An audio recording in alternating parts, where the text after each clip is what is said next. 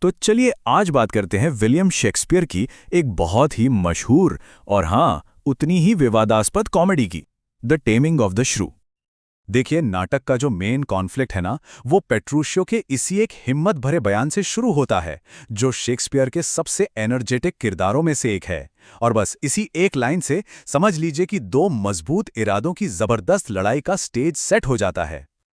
तो कहानी शुरू होती है इटली के पादुआ शहर से।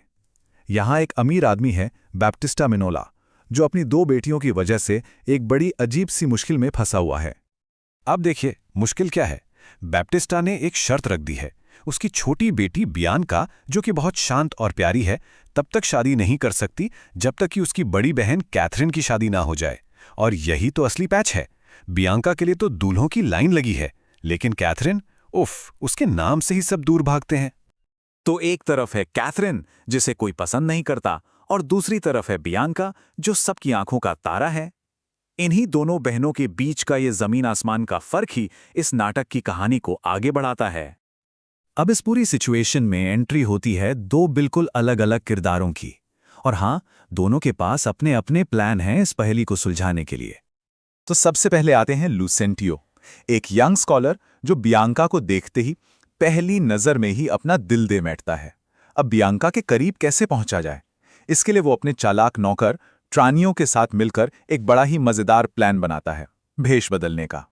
प्लान ये है कि लुसेंटियो खुद एक मामूली सा ट्यूटर बन जाएगा ताकि वो बियांका के करीब जा सके, और उसका नौकर ट्रानियो अमीर लुसेंटियो होने का नाटक करेगा ताकि वो रस्मी तौर पर बियांका का हाथ मांग सके।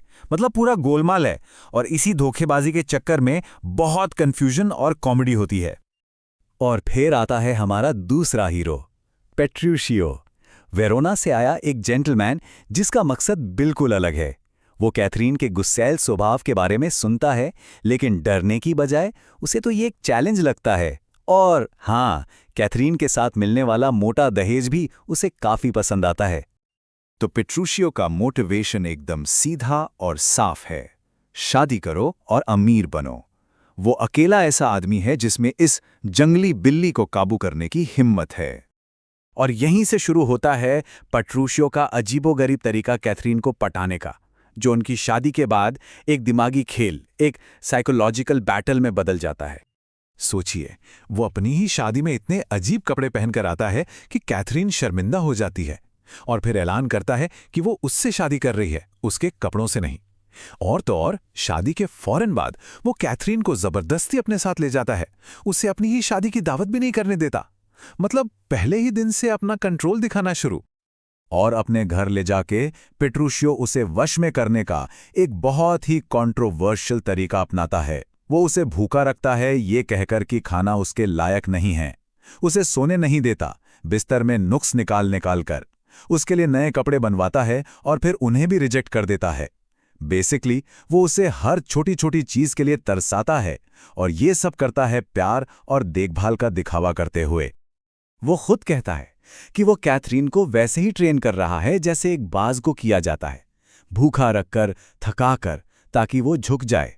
इससे साफ पता चलता है कि वो अपनी पत्नी को एक इंसान नहीं बल्कि एक जंगली जानवर की तरह देख रहा है, जिसे पालतू बनाना है। खैर, अब कहानी के दोनों धागे एक साथ आने लगते हैं। कैथरीन और पेट्रूशियो वापस पादुआ जा रहे हैं बियांका की शादी की दावत के लिए। और रास्ते में ही पेट्रूशियो कैथरीन का आखिरी टेस्ट लेता है, एक ऐसा टेस्ट जहां उसे अपनी आंखों पर नहीं बल्कि पेट्रूशियो के शब्दों पर यकीन करना होगा। वो दिन के उजाले में सूरज को देखकर कहता है, देखो कितना सुंदर चांद निकला है, और जिद पर अड़ जाता है कि जब तक कैथरीन भी सूरज को चांद नहीं मानेंगी, वो एक कदम आगे नहीं बढ़ेंगे। और फिर एक बहुत ही अहम मोड़ पर कैथरीन हार मान लेती है। वो कहती है, ठीक है, अगर आप कहते हैं कि ये चांद है तो ये चांद ही है। ये वो पल है जहां लगता है कि कैथरीन पूरी तरह से बदल गई है, या शायद टूट चुकी है। उधर पादुआ में एक और ड्रामा चल रहा है। लुसेंटियो के असली पिताजी विंसेंटियो अचानक पहुंच जाते हैं, और बस सारा भेस, सारा नाटक खुल जाता है। लुसेंटियो को सब सच बताना पड़ता है। थोड़ी देर की गहमा-गहमी और गुस्से के बाद आखिरकार दोनों के पिता असली लुसेंटियो और बियांका की शादी के लिए मान जाते हैं। तो अब कहानी अपने क्लाइमैक्स पर पहुंचती है।